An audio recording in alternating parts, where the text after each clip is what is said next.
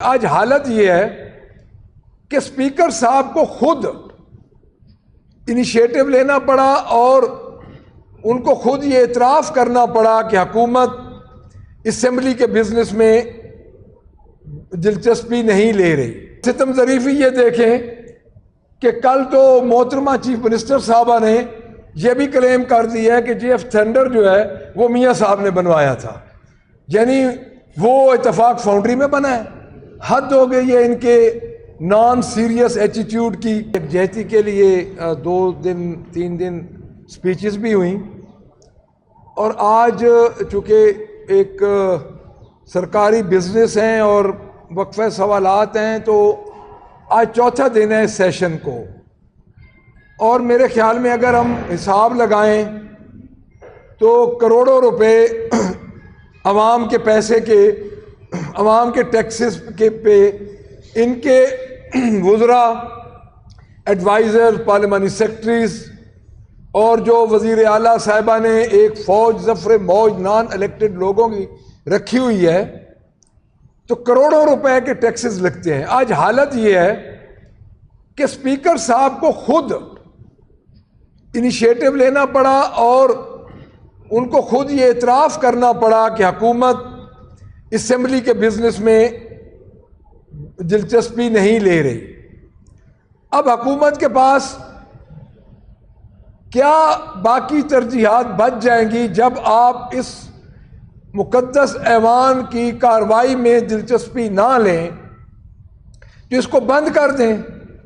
آپ 8 کلب میں بیٹھ کے آمرانہ فیصلے پہلے ہی کر رہی ہیں، آپ کا کوئی منسٹر نہیں آتا، آپ کا کوئی سیکرٹری نہیں آتا، کال اٹینشن نوٹس پہ آئی جی کو آنا چاہیے، وہ نہیں آتا، اور اس وقت ایوان کی یہ صورتحال ہوتی ہے کہ ایوان میں یہ پہلی دفعہ ہو رہا ہے کہ کئی دفعہ اجلاس کو برخاست کرنا پڑتا ہے فار دا ٹائم بینگ کہ سیکرٹری نہیں ہے، کبھی کہتے ہیں جی کہ منسٹر صاحب نہیں ہیں۔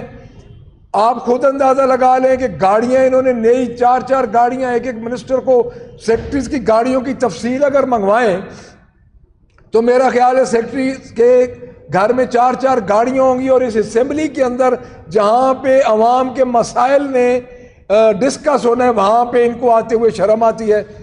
تو ہم اسمبلی کے فورم پہ بھی یہ بات کریں گے اور یہاں پہ بھی یہ کر رہے ہیں کہ اسپیکر صاحب کو صرف نوٹس نہیں لینا چاہیے، ہم اسمبلی میں ایک قرارداد پیش کریں، اور اس وقت جو ایڈمنسٹریٹو عہدوں پہ ہیں اگر اس پنجاب گورنمنٹ فارم 47 کی گورنمنٹ کے بس میں ہے تو ان سب کو برخاست کیا جائے۔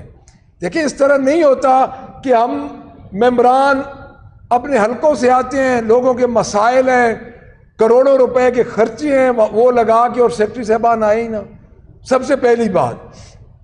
اس کے بعد آج دن تک پہلے دن سے ہم یہ کہہ رہے ہیں کہ بھارتی جارحیت جو ہے وہ ختم نہیں ہوئی، لیکن چچا بھتیجی اور میاں نواز شریف اس وقت تک خاموش ہے۔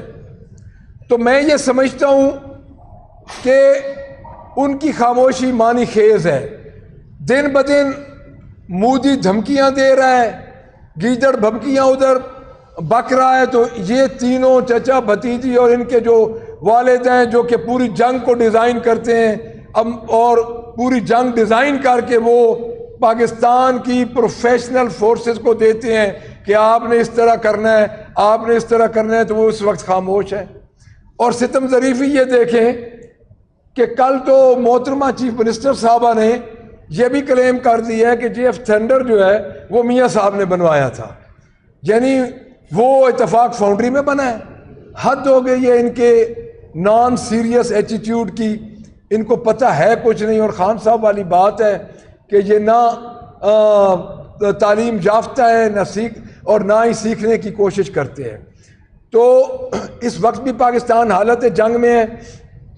میں یہ سمجھتا ہوں کہ ہمارے کیسز، جس طرح کالے کیسز میں ایک سٹار وٹنس کو پیش کیا گیا، یعنی کل جو ادھر ایک کیس ہوا جس میں شاہ محمود قریشی صاحب، ڈاکٹر یاسمین راشد صاحبہ، میاں محمود الرشید صاحب، اجاز چودھری صاحب اور عمر سرفراز چیمہ صاحب سمیت کافی ہمارے لوگ اس میں تھے، تو انہوں نے جو سازش کے گواہ تھے ان میں سے ایک گواہ انہوں نے پیش کیا ہے.